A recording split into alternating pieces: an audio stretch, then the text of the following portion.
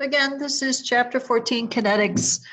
This is going to focus on integrated rate laws and kind of how we have some relationships between, again, concentration versus time.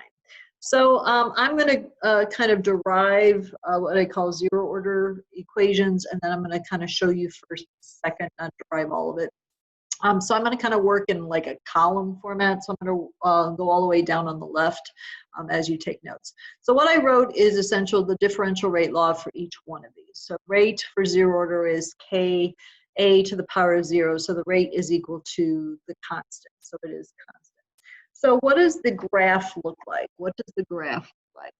So if I am looking at concentration of A versus time, it would be a straight line going down, okay, because this rate is constant, so it's not going to change. So rate is going to be, again, change of concentration over time. So I'm going to write that underneath it. So AF concentration minus AI initial over TF minus TI is equal to K.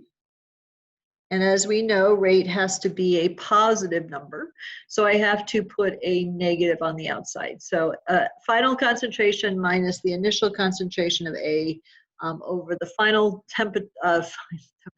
final time minus initial time. And we're going to say initial time is usually going to be 0.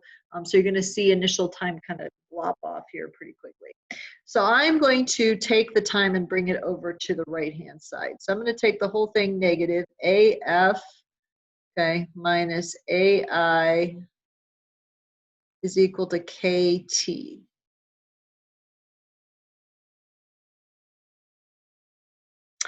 So then I'm going to essentially distribute my negative here. So negative AF plus A initial is equal to KT.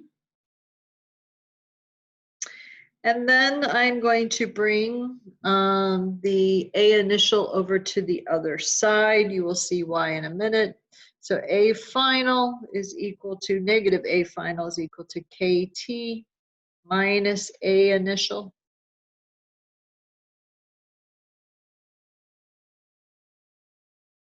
So if I distribute my negative across the whole thing, this becomes negative KT plus A initial. So what does this equation look like? It looks like y is equal to mx plus b.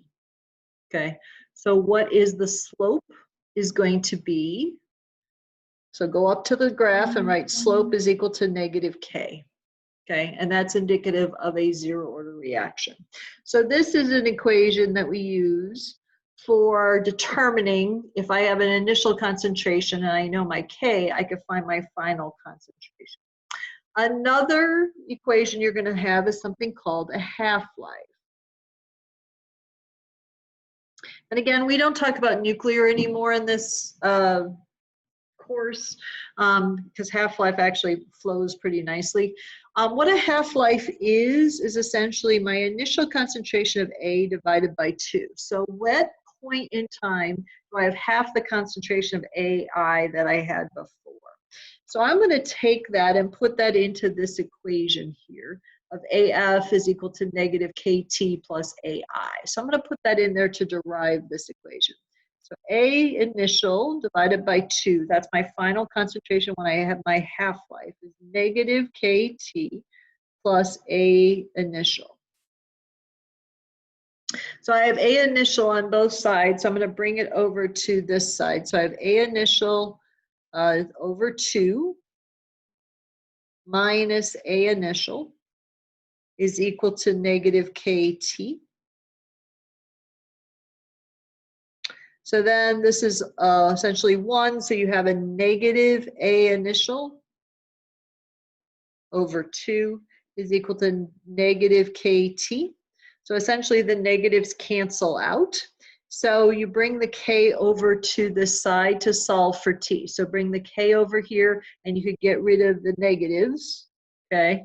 So T, which is your half-life, is always going to be the initial concentration of your reactant divided by 2 times K.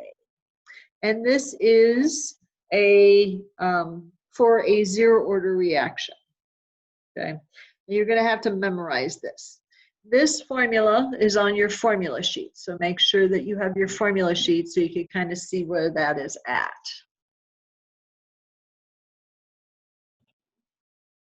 So like I said, I derived all of that for the zero order reaction. I'm just going to kind of walk you through first order and second order.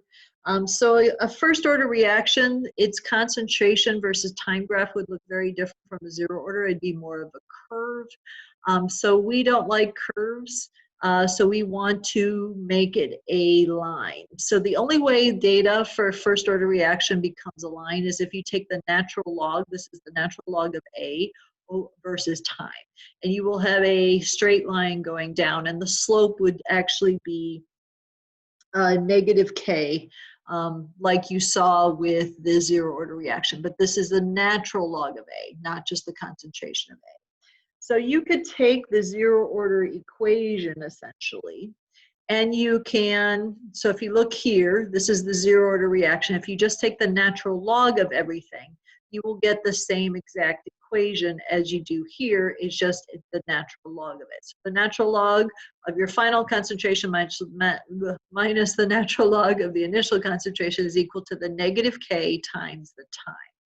And this is on your formula sheet, okay, on the section that says kinetics, okay? So this is how they have it written for you guys. So please note that you don't technically have the zero order reaction on there, but realize that if you just take the natural log off, that's a zero order reaction. Half-life, again, can be derived, but I'm not going to spend the time doing that.